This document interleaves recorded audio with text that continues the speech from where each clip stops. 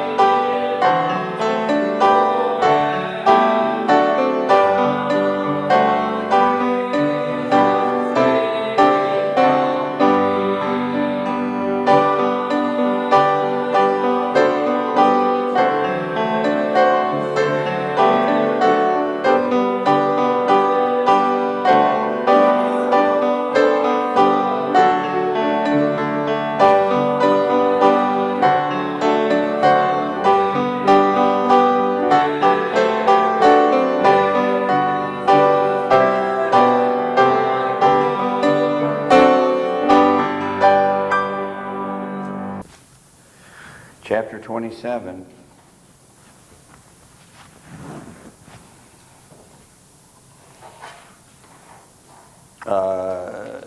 Verse 14 is where we left off. That's where we'll pick it up. Father, bless our lesson today and just nourish us with it and that we learn something today. In Christ's name, amen.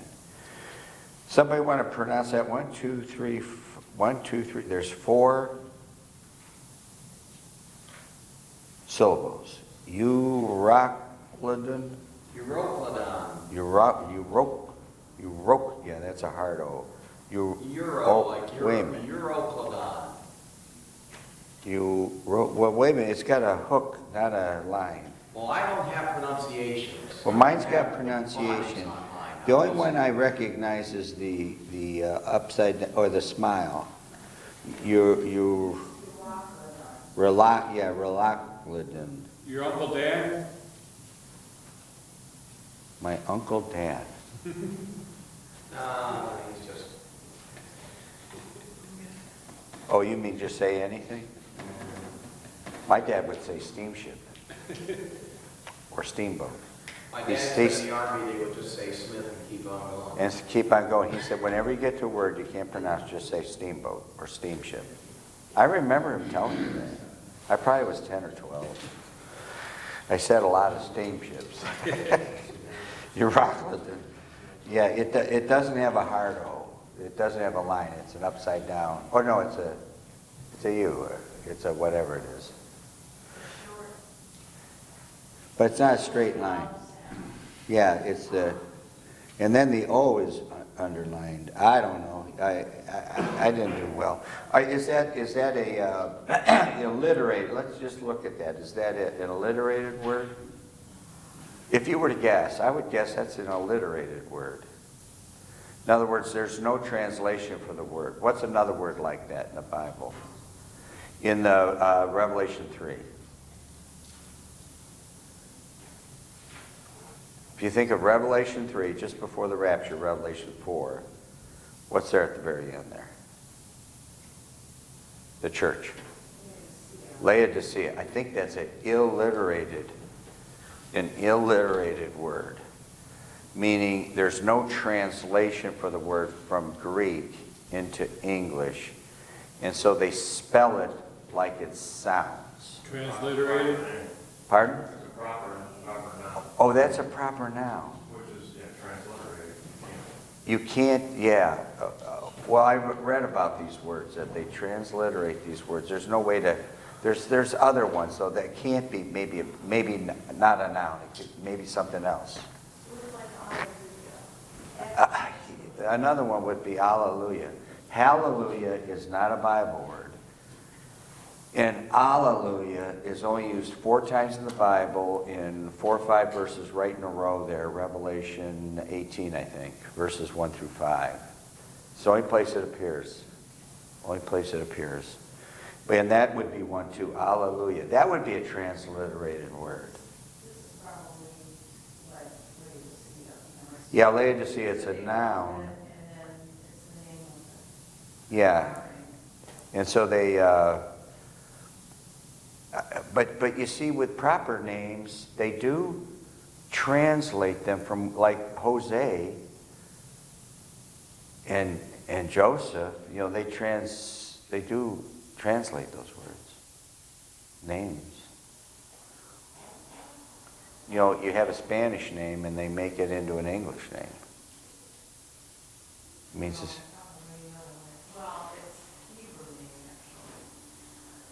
well, they do. I just wanted to say that. Look at 27, verse 2. And that's got like 5 syllables. The ship of, and they name a town, I guess. All right. So another, what we would call transliterated word. When they have these words, they spell it out as it sounds. As if you were to say that in Greek, that's what it sounds like. And so they write it in English as it sounds, the sound of it. As you hear them say it, the Greek man say it in Greek, they translate it that way into English. It sounds that way. Okay, most likely it is a cyclone. Now, I did not check the weather patterns in the Mediterranean Sea. Can the Mediterranean Sea have hurricanes in it? Water spouts. It's a pretty big body of water. It's a pretty big body of water. How narrow is the Straits of Gibraltar? Anybody know? Off the top of your head, I just saw it recently. They were trying to get through it during the war, and they said it's 7 miles across there. So it's 7 miles wide, which is, you don't even have to have a ship patrol in that. You just put heavy guns on the shore, just have it shoot 3 miles out. There's actually tour boats that go from Gibraltar across the straits to Morocco. Okay, yeah. It's like going to Put-in Bay. It's like going to Put-in-Bay, yeah. Yeah, to get through there with a ship in time of war, it'd be a little tough if you didn't control that area and the borders and all. All right, Psalm 107, verses 24 through 27. These see the works of the Lord and the wonders in the deep, for he commandeth and raiseth the stormy wind, which lifteth up the waves thereof. They mount up to the heaven, they go down again to the depths. Their soul is melted because of trouble. They reel to and fro and stagger like a drunken man and are at their wits' end. The idea is that this turmoil in the seas can really, it can be thunderous. Why is the Atlantic, what does the word I don't know, just for fun, what does the word Atlantic mean and what does the word Pacific mean? I mean, I don't know. Just the sound of Pacific meaning like passive, I was always taught it meant peaceful. Yeah. Atlantic, though, they didn't give a definition for that. If they did in school, I was looking at the window and the clock, seeing when I was getting out of there. Atlantic. I mean, that's what I did mainly in school. Watch the clock, dream about the escape, man. They named it after Atlanta, Georgia. I don't recall ever hearing why they were named the way they were named. But the Pacific, though, I think Brother's right. Yeah. It's calm. Acts, peace. But they have thunderstorms there that hit the China coast and Japan, and I think the current flows the same way from the Caribbean up to England as it would from the Philippines up to Washington, state of Washington. That's why it's a little warmer there. Yeah, you get And up to, it's those streams. the Bering Current, I think it's called. Goes up towards the Bering Straits. And then who was the brave man that went around the world? Magellan. Who? Magellan. And there was another one. Yeah, man. Drake, Was it Captain Cook? Captain Cook went around the world. Yeah. Man, those guys had guts. That's guts, man. So most likely it's a cyclone, a tornado. More than that, it's a hurricane type of an affair. Something that's bigger. What's your say? Mine says it's a southeast wind that stirs up waves. Okay, so it is it says it blew gently from the south. It does say that. Yeah, it's a storm from the southeast. Okay, so it's a storm. It's if it hits near your area, you see it on TV8, and then they bring out experts to decide whether or not it was a tornado or not. Mm-hmm. And then if it's a tornado, how it's rated, 1 through 5. Yeah. And then they say, no, it wasn't a tornado. It was straight line winds, Yeah. something like that. Wind shears. Say that again. A microburst, wind shear, which if it's not, and we'll just leave it to the experts. It wasn't a tornado, but it was something, it did just as much damage. Either way, there's a tree in my roof. Yeah. Either way, there's a tree in the roof. So if it's not a hurricane, it's still this storm that comes up from the south. Did you say east or west? Southeast. From the southeast, which would be, from the southeast. I'm going to say because in this hemisphere we have the westerlies. Yeah. So that's coming up from the southeast, which is a little backwards. Well, And it causes a lot of damage. Anyway, the sea was angry. It was angry. Acts 27,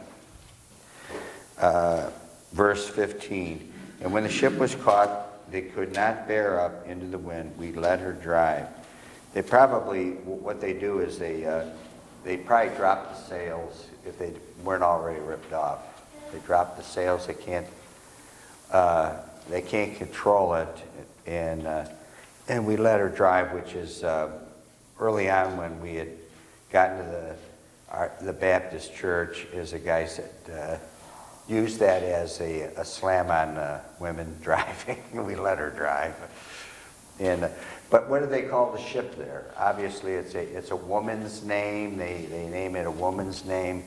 They do that with streams. They do that with rivers. They do that with cities and towns in the Bible. It's usually a feminine indication. They give it a woman. Jerusalem is called the mother of us all, right? It's a woman's name. So they give it this woman's name. We let her drive. They went with the wind. A lot of these words in the Bible. I was not good at words. And the incident I had in college, we had a test, and I won't say what the word was. I didn't know the definition of the word. And this was one of these, we had to take a certain amount of electives. And then when you're in engineering school, the electives, I wasn't trying to get a second degree. I had another degree in math, but that just automatically came with the engineering. You took so many math classes, you automatically had a minor. So I didn't try to, what I wanted to study for elective was music, but when the guy said he felt the music in his gut, I probably shouldn't have done that. I dropped the class. And I wish I had continued on, but I couldn't make it through Music 101. Is when the prof said, where do you feel it? And he played something, and, you know, looking around, it was all filled with these, you know, rock and rollers. Because that was the day and age. Well, I took this elective. It was, the study of monkeys, anthropology, apes, you know, and chimpanzees have tools, and it just on and on. And this guy was he said, the prof said, you were safer drunk than you were sober. Because one third of all traffic fatalities are caused by drunk driving. So he said, you're safer drunk than you are sober. The guy wasn't a mathematician. You know, that's assuming that half the people are drunk, though. Goofy. Well, I knew he was an oddball. Only 1/3 of the drunk people get accidents. It's just weird, you know. Yes, go ahead. When the drunk falls down, he rarely breaks anything. We fall down, we usually end up breaking something. So anyway, about words in the Bible, is I didn't know and by the way, it's not a Bible. This word isn't a Bible word, but I didn't know the definition of it.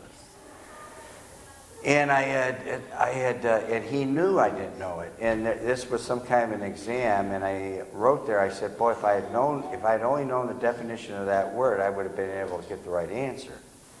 He made a public display of that in the class. And, He made a public display. I may have told you this before. He made a public display of that in the class. And he said, on top of that, it's a senior. I was just trying to get out of there. I want out. Give me my A. If you can't get an A in study of monkeys, I mean, you're pretty bad. But I didn't know the definition of the word. And he made a public display about that. Well, I told him, I said, if you don't apologize, we're going to go down and see the dean of this school, whatever school he was, because there's several deans in a university. I said, we're going to go down and see the dean. And he did apologize. But man, it just, I didn't know. And then when I discovered words and the definition of words, man, you get in the Bible, there's all kinds of words. And I didn't know all this. I've got saved in my 30s. I didn't know I'm 35 years old and I don't even know what I'm reading. And so then how did I discover the definition of these words? Bible, Limited Dictionary, and the other. I looked them up. And then Gail has a book out that says that the Bible defines itself. If you read the verse before or the context of the verse or the verse after, in the way it's used, it double defines it. It gives the definition within the text. And after you can try to figure out these words. And then we never learned Latin because the year that they ended, it was the year I was supposed to take it. So we never took Latin. I probably wouldn't have learned anything in Latin. I would have been staring out the window and looking at the clock. That was in 8th grade. And I just wasn't ready for that until I was in my 30s. And even now, I get a word here in the Bible, I don't know what that means. And so I still have to look them up. You know, the older you get, the more you know it means, but that doesn't mean you know everything. You can know a lot, but not everything. And so when you come to a word you don't know, and don't be afraid at any age, man, if you just don't know what it means, well, look it up. And so on. But yeah, I didn't know the definition of that word, but he made a public display of that. I don't know why he did that, but he did. Verses 16 and 17, Acts 27. It says, running under a certain island, which is called Clauda, we had much work to come by the boat. They're trying to salvage this. Now, we had much work to come by the boat. Now, the idea here, they don't mean the boat that they're sailing in, is they probably have, and now the way I learned this is that we read commentaries to find out what others think. And notice in verse 19, it's called a ship. In verse 16, it's called a boat. So the boat is a smaller boat. They're probably towing it. They can't get all the cargo on board. So they're towing another boat along. All right, much work to do. What do we call that in shipping today? There was always debate, are they going to permit that? You know, you're over the road trucker, you got a tractor and a trailer.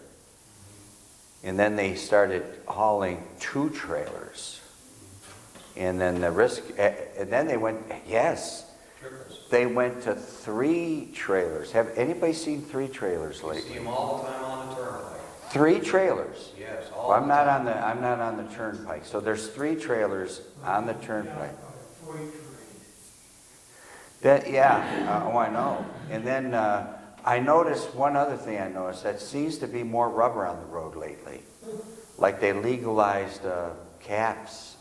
I thought they stopped capping tires, but maybe they didn't. But years ago there was rubber all over the road. Dangerous when you're traveling, and the speed limit was 70 miles an hour. And then all of a sudden it didn't seem like you saw any caps on the road. And now it seems like there's an increase in it. Anyway, they had a small boat in tow in which they took on board. And they had to salvage this. So it said they ran under a certain island. Maybe it's a little calmer, and they call that the lee side of an island. Is that what they call it, the lee side? Would that be the term? You want to get on the lee side of the island, where as soon as you turn the coast, or like you get inside the break wall downtown, the waves stop. And so it calms down a little bit. Now, I'm assuming that. That didn't mean it. I'm right. But they were able to get the boat on board. Verse 17, they used helps. They tied the ship together with ropes by undergirding. I saw this movie, parts of it. It's called Das Boot. And this U-boat goes down. They're trying to salvage the batteries. They're like 280 meters. I'm trying to figure out how far that is down. Meters, 39.7 inches. So it's slightly over a yard.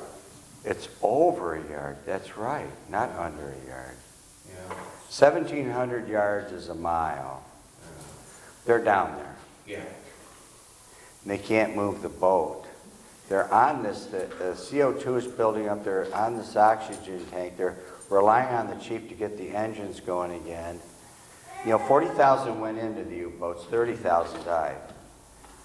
But when you're watching the movie, you're almost trying to breathe yourself, you know. And if they had to rely on me to get the U-boat going, we're doomed. We are doomed, folks.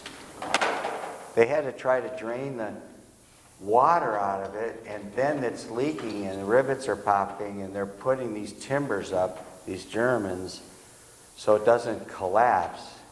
They must know what they're doing. But the helps, they tied the ship together with ropes, and that's what I read, by undergirding it from beneath. So somebody had to get out of that boat, swim under, or figure out how to get the rope to go around, or maybe they could fish it under and bring it back the other way to tie ship together because it's falling apart. So they wrap it with these ropes all the way around the ship. If it were up to me to get this boat wrapped, forget it. It ain't happening. Yes, it's like drowning, the cartoons, how many fingers is the last? Yeah, 3 fingers is the last, the cartoons, 1 finger and he goes down. 2 fingers, he goes down. That's as far as I get. I wouldn't make it to 3 fingers, then go down. Okay, so, and it says here the quicksands, sandbars, those things, fearing unless they should fall into the quicksands. So a sandbar, I know that when you see these riverboat movies and all, they're going down the Mississippi, those sandbars can move, I think. Washes around. Now, Cuyahoga does, but they would move around. You got this big steamship in there, and you can't hit that. And so you got to know, you got to know where you're navigating. And don't they do that in the, when you go out fishing and you charter a boat and you go out and you see this giant, it looks like not a trawler, a dredger, is they are removing the sand from the bottom of Lake Erie and pumping it off.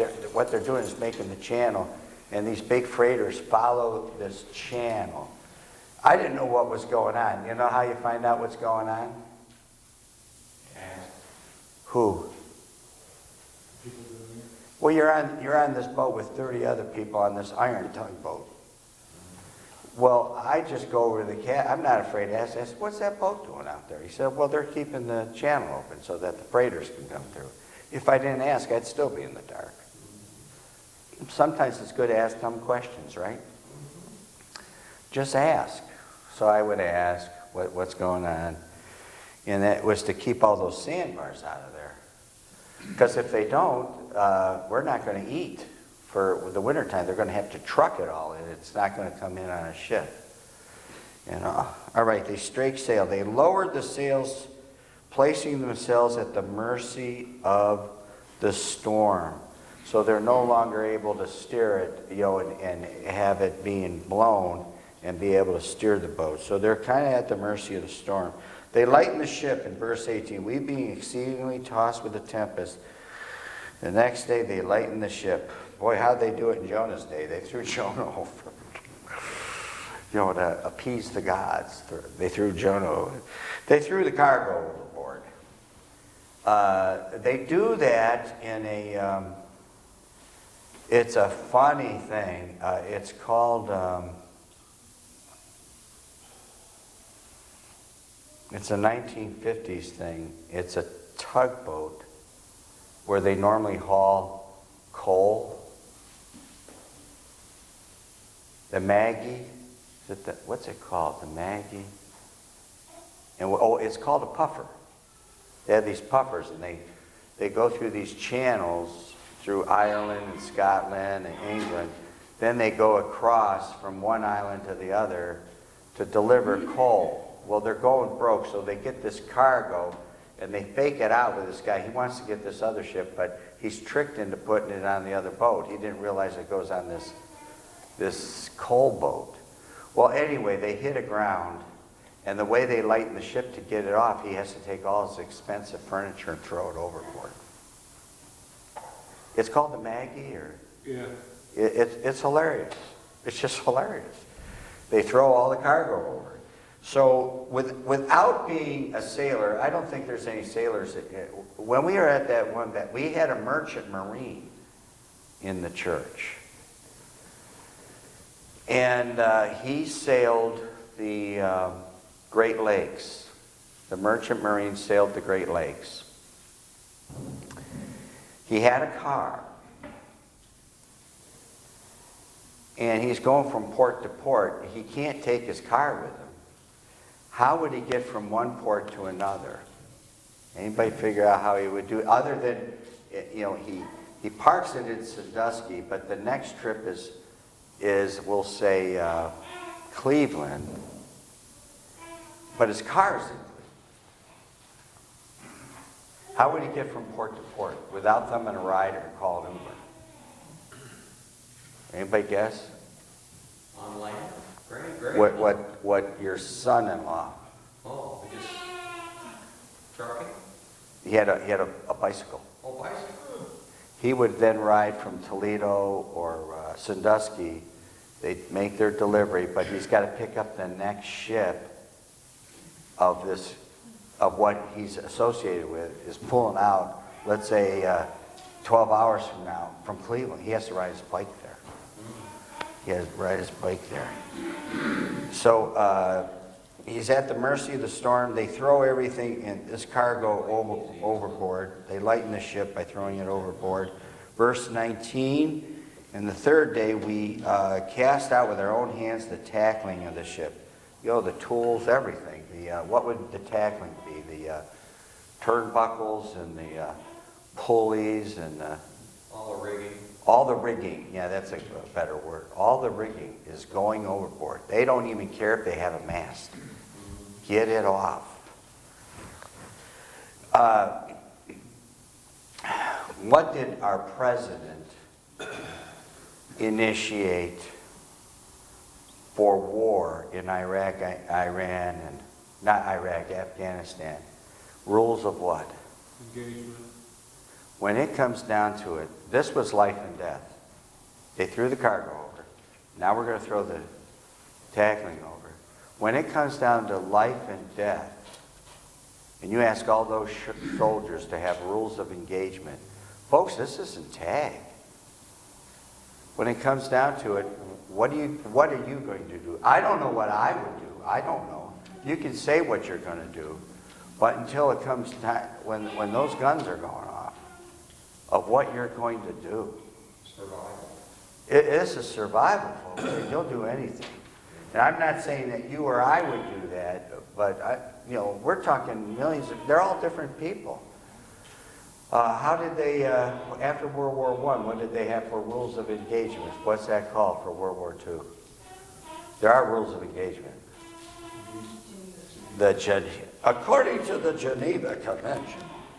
And so the Japanese guy, Geneva Convention, and then basically it's for cowards, and so on. I think one thing, the Geneva Convention, you cannot use a 50-millimeter machine gun to kill men, I think, because it actually cuts them. It actually, There's no chance for survival. there's no chance. It actually cuts you right in half. It's a waste of ammo anyway. I think another one, I don't think you're able to permitted to shoot men that are parachuting down. You can't, I think you can't shoot them. Unless you're German. Unless you're German, right? Yeah, the rules change as it goes. But there's certain rules that you can and cannot do. During the war, I mean, they break those rules all the time. And then if you shoot everybody, then who's going to tell? Right? These guys on the ship, they're trying to save themselves. They're doing anything they can to save themselves. All right, page 7 here on mine. The cost of wrong decisions. Verse 15, and people make the wrong decisions. They wander in verse 15. They're wandering around. They come by and are forced to do more work than if they had made the right choices. They have to work hard. Verses 18 and 19, they had to lighten the ship and throw stuff overboard. It then comes into waste, much waste. There's a waste that happens. It's kind of like this. I analyze this stuff. You get these come-ons, and I wouldn't call it a come-on. You can get a charge plate, or you can get I want to call it a bridge loan. You can get an equity line loan at this rate, and your credit is so good, the interest rate is near zero. Or you get these 0% credit cards, and they issue it to people that have good credit. But the ones that can't afford it can't get that. And the only way they can get credit is to pay through the nose like a nosebleed Does that seem fair? This person lending the money, yes. To the person that's lending the money, yes, that's fair. You don't have to pay. They can't. But then I look back, now I think about this. I said, but if they have a hard time paying it, they're the ones that need a break so that they can try to get caught up and ahead. But they're in such a strait, they're unable to. And they're always in this situation. Well, so then the Democrats with Carter made it so that all these people can buy a house. I forget what they called that. It really enhanced with every president. It just increased all the more. And that's what brought about this housing crisis, is they were then, if you did not issue the money, the guy that holds the money, if you didn't issue the money, the government was going to come after, they forced them to give this money up. And it caused the housing crisis. These people they never made the first payment. Yeah, it was Fannie Mae and all that. Yeah, and Fannie Mae is still around, by the way. Oh, by the way, there's rules, man. There are rules on top of rules now. Oh, yeah. Rules on top of rules. But I always wondered, well, it almost doesn't seem fair, but it is very fair for the one who's loaning the money. I mean, it is his dough. They're the ones that- And they can dictate whatever they're going to, within the law, they can dictate what's going to happen to it. But it makes it tough, really tough, for those that can't afford it. But by wrong decisions, they wander, they work, there's waste, they throw the cargo overboard. Verse 29. Then fearing lest we should have fallen upon the rocks, they cast 4 anchors out of the stern and wished for the day. By the way, anchor appears 4 times in the Bible. The word wish, I think it appears 6 times in the Bible. Now, I don't know if it's ED or just the word wish, because Paul wished for things. And so wish isn't some satanic word, like luck.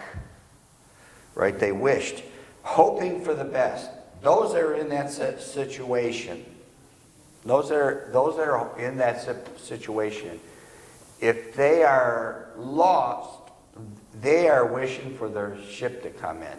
They wish that they win what are they going to win?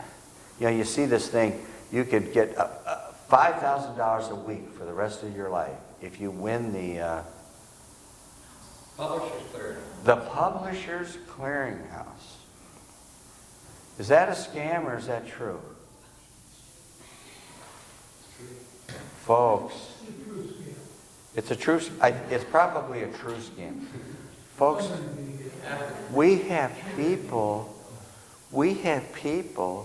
that will get every magazine that the clearinghouse says you have to buy in hopes that they're getting that. And what does it drive them into? Debt. More debt than they're already in. And they wish that, I wish I will be the winner. You can talk to them till you're blue in the face. And then if you're a Christian, they're wishing for what event?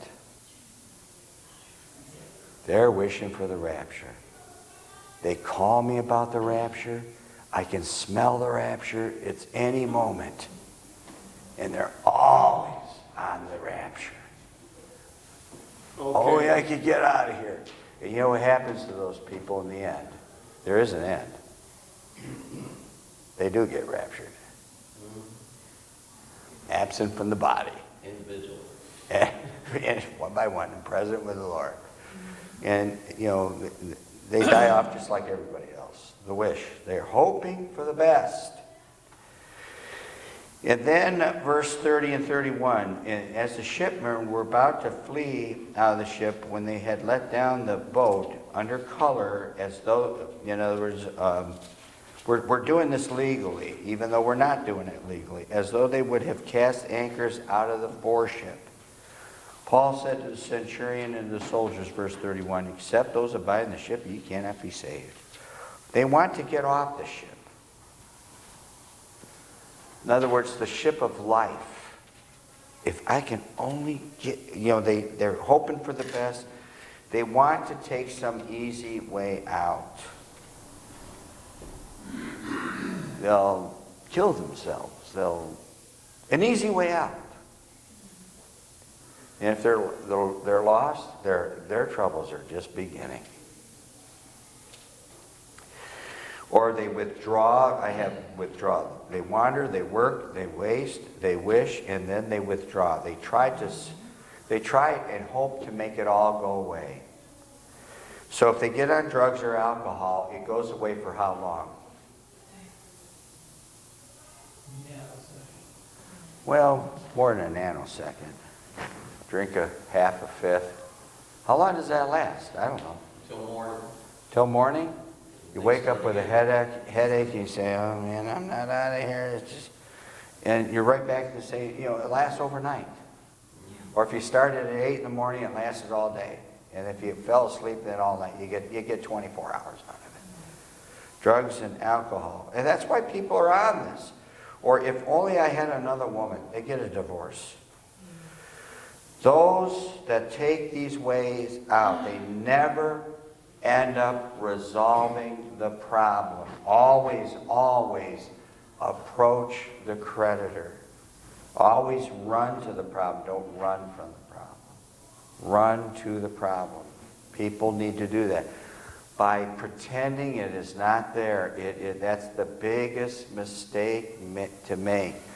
We had people here who they inherited where they lived. No cost to them. They inherited the whole lock, stock, and barrel. The city, this was Garfield, the inspectors came around and said, well, your garage is falling down. You need to have this garage replaced or fixed. You have to fix this up. Both of them were working, and the woman wanted, well, whatever the woman wanted, she had ripped the sink out. What's the most expensive rooms in the house? The kitchen and the bathroom. Anything with plumbing. Anything but plumbing, here you go. She ripped the sink out because she wanted a vanity. And but you see, they do this stuff without talking to other people or to the pastor. They just go wild. He didn't want to do it, but the sink got ripped out. And I said, well, what was it? Well, it was an old-fashioned pedestal sink. And I said, well, that's the rage today. Go to Home Depot, go to, what's the other box store? Lowe's, Menards. Lowe's, Menards. The in thing is a clawfoot tub and that's what people, that's the rage. They don't want a vanity. It smells under there. They don't want that today. She said, well, I didn't know that. I would have left it in there. Well, it's one cost after another. So they were cited on the garage. They were cited for that. Now remember, they own the house. No bills. All you have to do is pay for the heat, the water bill, what else? Electric bill. And they're both working.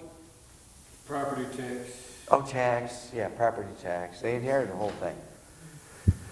The decision was to tear the garage down, hire a construction firm, build a new garage. If you go down to City Hall, you could, but you see, without asking and without knowing, they go do things. It's like the definition of word. Well, look it up in the dictionary. Ask the captain, what's that boat doing out there? They could have just gone down there and asked for an extension. What are they going to do? Come there and evict them out of the house? They're not going to do that. Just ask for an extension. Well, we'll give you another 30 days, 60 days, 90 days. Fix it yourself. What's wrong with the dump?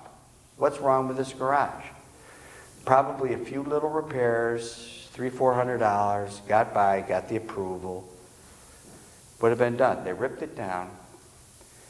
They put a loan, or they somehow, they had no money. They got credit to get the garage up for $5,000.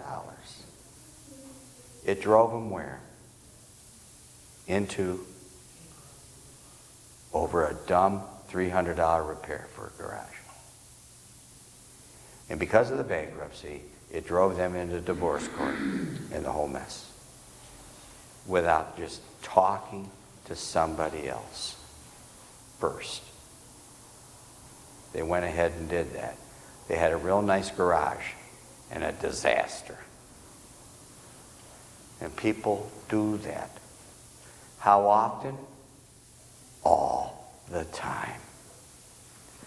They wander, they work, they waste, they wish, and then they withdraw. They try to find an escape from their problems, either through drugs, alcohol, divorce, but they never resolve the problem. They never resolve the problem. The idea is resolve the problem and go on. Get the problem resolved. If you need help, what should you do? Ask for it. Help. Help. I ask for help from my grandkids all the time. Help me. Go get me a fork. I mean, help me. I'm not afraid to ask for help. Help. All right, we will stop here and pick it up at verse 21. Folks, if we learn these lessons, I know we didn't look at these verses like Psalm 37. If we learn these lessons about life, you will avoid all kinds of problems. My father started his life over in his late 40s. In his late 40s, he was broke. He was broke. Late 40s. Life started over. It ain't the end. It's not the end. These problems can be fixed. We'll preach in 15 minutes. Shake hands.